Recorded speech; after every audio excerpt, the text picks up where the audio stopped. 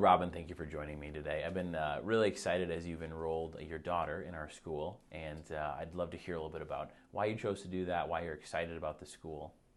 Absolutely, and I'm glad to be here. Thank you. You're welcome. So I was homeschooled myself, and ever since we had our daughter, my parents were after us, are you going to homeschool? Are you going to homeschool? Are you going to homeschool? I'm like, no, we're not going to homeschool. Are you kidding? We live down the road from a public school. Homeschooling is a lot of work. Yep. I am not going to do that. No. It can't, it's fine. We don't need to homeschool. I knew that I had a really good education. I was very happy with the education that my parents gave me. It was a really wonderful experience. I guess I was just being maybe a little selfish. I'm like, nope, we don't need to do that. It's fine. Like we got it covered. If my kid needs a little bit of help, I'll give them a little help when they come home from school, etc. I just wasn't concerned about the education of my own child. I just thought it could be handled. In the last couple of years, I started paying more attention to what was going on politically, paying attention to what was going on in the education system, paying attention to the things that my parents had actually noticed when I was a kid decades ago, and realized kind of late, but before it was too late, that what I thought the public school could give me was not what I was looking for in my kids. And the reason, what really caught my attention was they say that common sense isn't common, and I don't think you can teach common sense, but you can teach logic.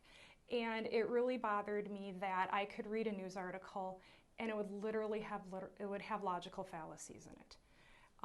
I could try and participate in, friendly or not, online arguments, discussions about politics, about issues, about something from minor to major, and you almost couldn't get the conversation off the ground because sometimes the person you were talking to, or many times the person you were talking to, didn't seem to have a very good foundation of just, if A equals B and B equals C, then A equals C.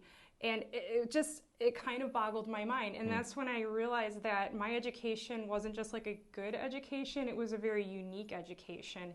And Because you were taught to think. Yeah, Yep. Exactly.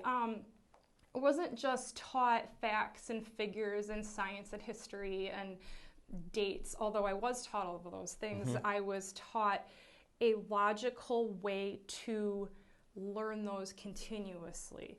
It was something that I could then continue to do throughout my life.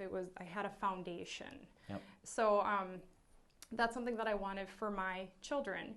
And I mean, we literally went from thinking that our children could walk down the road to public school to within like a few months going, we have to take their education into our own hands. Like we have to be in charge and we have to be very discerning because we want them to have that groundwork laid. Yep.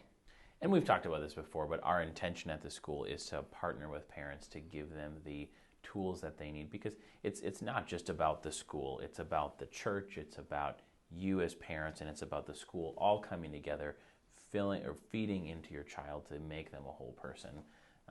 One thing that we also talked about in the last event that we had together, we talked about maybe the difference in classical education, where we start from the standpoint of training wisdom and virtue as the point of education, not just, hey, we're going to teach and train children and give them these facts and give them this knowledge to get test scores and ultimately job placement. So, absolutely. Yep. So different standpoint.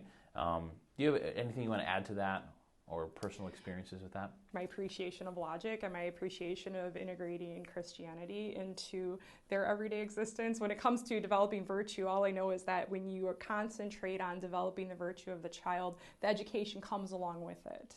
But you don't do one at the expense of the other. Correct. Because I was homeschooled myself, I do know that I can do it. Like, I can homeschool. Like, I know that I could do it. I know I could accomplish it. I know that my child could have a great education. But I also know that other people cannot do that for one reason or the other, that's just not a good option for them. Yep.